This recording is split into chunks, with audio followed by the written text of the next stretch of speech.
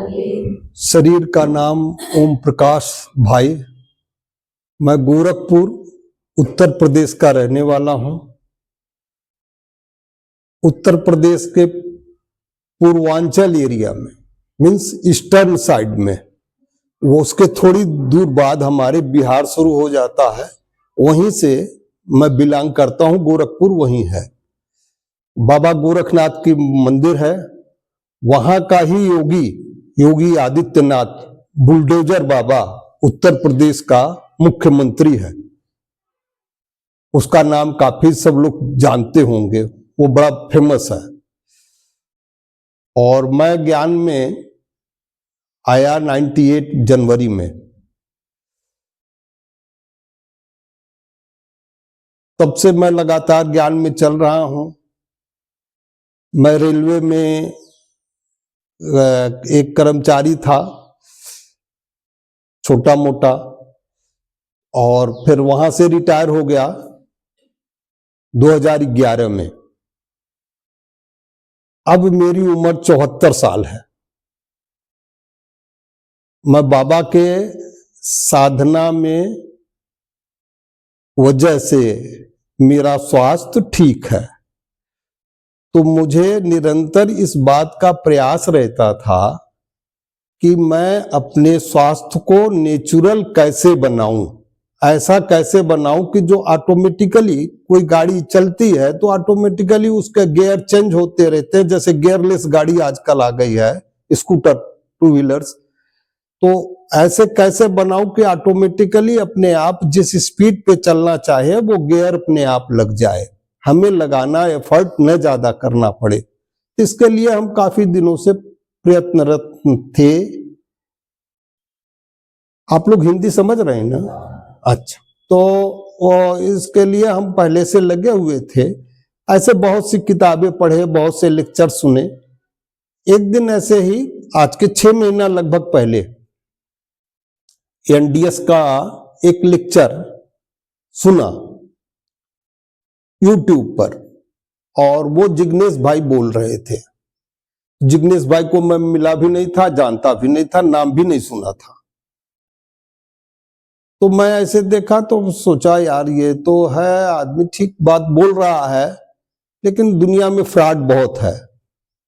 फिर मैंने देखा बाबा का बैज, तो हमने कहा बाबा का बैज है तब तो ये फ्रॉड नहीं हो सकता, क्योंकि बाबा का बच्चा जो है गड़बड़ नहीं हो सकता। सब कुछ हो सकता, गड़बड़ नहीं हो सकते हो, क्योंकि उसको देवता बनना है ना। तो देवता बनने के लिए आत्मा चाहिए, और आत्मा को रहने के लिए क्या चाहिए?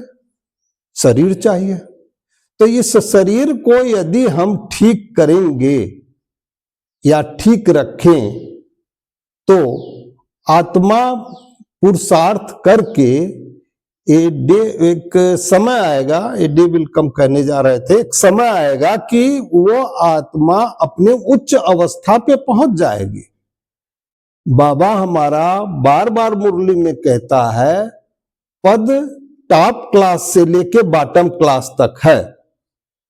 एक पद कहता है लक्ष्मी नारायण का भी है, और दूसरा पद कहता है कि वो जो डेड बॉडी डिस्पोज करते हैं उनका है, वो क्या कहते हैं उसको, है चंडाल। हाँ, चंडाल, बाबा कहता है वो चंडाल। तो चंडाल से लेके वहां तक है, दास दासी वगैरह, तो ये सब थोड़ा बीच में आते हैं, अपर में आते हैं, चंडाल सबसे लोएस्ट है। तो हमको, लेकिन हम अपनी आत्मा को बेटर कैसे बना सकते हैं? बेटर बनाने के लिए हमारे पास जो है पुरुषार्थ करना पड़ेगा, और पुरुषार्थ करने के लिए, आत्मा रखने के लिए हमको ये बर्तन चाहिए। कौन सा? शरीर चाहिए। तो शरीर को हम निरोग बनावे कैसे? शरीर में तो बहुत से रोग आ गए हैं। सबसे पहला तो मानसिक रोग आ गया है। बाबा हमारा जो ज्ञान देते हैं, शिव बाबा, वो कहते हैं ना, शरीर को नहीं देखो, देह और देह के सभी संबंधों को भूल। बाबा बार बार एक ही बात कहते हैं, देह, हमारी अपनी देह को और देह के सभी संबंधों को भूल। आप अपने को आत्मा समझ मुझे याद करें। तो आत्मा से बाबा को याद करने के लिए कहते हैं, लेकिन वह देह में रहेगा तब ना, जब देह ठीक रहेगा तभी तो रहेगा। देह नहीं ठीक रहेगा तो उसमें से आत्मा गायब हो जाएगी, 9 2 11 हो जाएगी, तो फिर पुरुषार्थ कहां से करेंगे। तो इसके लिए हमको शरीर अपना ठीक रखना है। शरीर ठीक रखने के लिए जैसे हम गोरखपुर से प्रयत्न करके एनडीएस के लिए यहां आए, अभी पिछले 30 नवंबर को बाबा का मिलन था, तो इस कार्यक्रम में हम माउंट आबू आए थे। तो वहां से हमने अगला प्रोग्राम बनाया, 18 दिन का हमने यहाँ का प्रोग्राम बनाया पोरबंदर का। 3 को हम आए हैं यहाँ, 3 दिसंबर को बाबा के वहां से 2 को चले, 3 को यहाँ आए, 3 से हम एनडीएस की ट्रेनिंग ले रहे हैं। हमें तो काफी लाभ है। हम आपसे भी कहेंगे कि जो मिठाई खाके हमें मुस्कुराहट है, बाबा के ज्ञान मिलने के बाद बाबा की जो मिठाई मिलती है, जो हमको मुस्कुराहट चेहरे पे, हम सभी बच्चों को आता है, हमें को केवल नहीं आता, हम सबको आता है।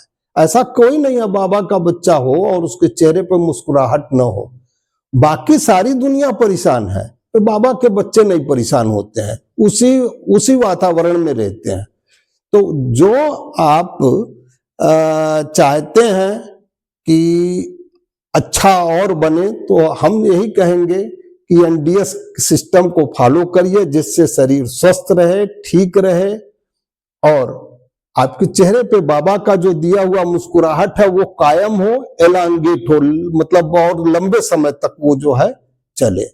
देखो, हम लगभग 28 साल से हम ज्ञान में आने के पहले हमें डायबिटिक हो गए थे। डायबिटिक होने के बाद डॉक्टरों ने मुझे टैबलेट वगैरह सजेस्ट किया, तो थोड़ा बहुत तो मैं किताब पढ़ता था। तो मैं मेडिकल का आदमी, मैंने नॉन मेडिको हूं, मेडिको से हमारा कोई संबंध नहीं था। तो उसके आधार पर मैंने कहा डॉक्टर से इंसुलिन हमको एडवाइस कर दो, इंसुलिन हम लेंगे। तो पहले तो कुछ दिन नहीं लिए, थोड़ा अपना नियम परहेज ढंग तरीका अपना चेंज कर लिए, थोड़ा मेरा शुगर मेंटेन रहने लगा। लेकिन बाद में फिर जो है 4-5 साल बाद बढ़ने लगा। फिर डॉक्टर से बोले तो डॉक्टर ने कहा कि आप टैबलेट लीजिए। हमने कहा नहीं, मुझे इंसुलिन दीजिए। इंसुलिन दिया तो इंसुलिन ले रहे थे। इंसुलिन लेते हुए भी हमें लगभग 20 साल हो गया होगा, 20 साल से कम हुआ होगा, या ऐसे समझो 16 18 20 साल हुआ होगा। लेकिन अभी जो मैं एनडीएस में आया हूं, तो जब से मैं यहां आया हूं, अच्छा 20 यूनिट एक वेसिलाग आता इंजेक्शन, वो मैं लेता हूं था, लेकिन हूं नहीं, अभी समय 0 यूनिट लेता हूं, मीन्स नहीं लेता हूं। कब से? जब से मैं 3 को एनडीएस ज्वाइन किया, 3 को ज्वाइन किया उस दिन मैं ले लिया, लेकिन उसके बाद कम यूनिट करके लिया। लेकिन उस दिन के बाद जो है यहाँ का जो सिस्टम है, जो यहाँ का, वो फॉलो करने के कारण मेरा शुगर नहीं बढ़ा। और डेली अपना शुगर मैं नापता हूं, एक सुबह फास्टिंग के समय, एक रात को 8 बजे के समय, तो 2 बार नापता हूं। ऑलमोस्ट मेरा जो है विद इन लिमिट ही रहता है, अपर लिमिट हमारा क्रॉस नहीं करता है।